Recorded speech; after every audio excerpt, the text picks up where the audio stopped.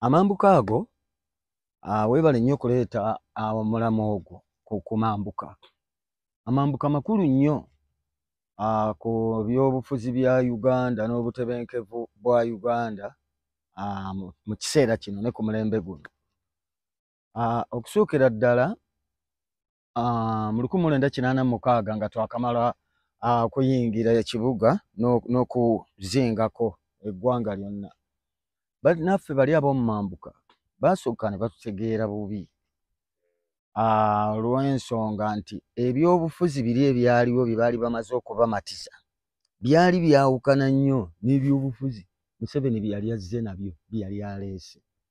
Era ekyalaga nti ebyobufuzi bya Museveni byaleese bya njawulo nnyo kubanga NRA egenda okuyingira ekibuga Kampala ng'ekibuga ekyo kyakabeeramu enkyukakyuka za gavumenti nga 3 era ze routing 3 ezaalimu. Routing eyasooka yaliwo mu 1979 nga Amini bamuwamba Abatanzania bamuwamba ne baluutinga buli kamu konna konna.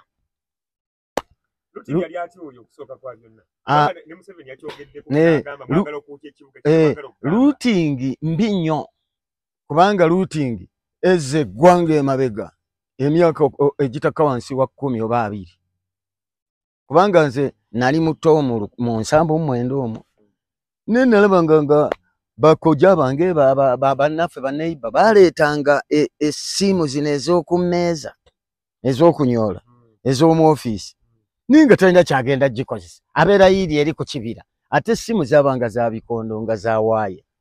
Awulira kakati ng'oli aluutinga ne byatategedde abalala batugenda ku luutinga zibbomu nga tebazitegedde nti zibbomu zina zi timing bombs. So routing yakabenje nnyo cross crease obanga bonosalza omusalaba bwoti erudda n'erudda yakabi nnyo. Kati nga Tito Okello Lutwa awambye Obote. Yes. Routing eyokubiri Dekabusa n'eddamu.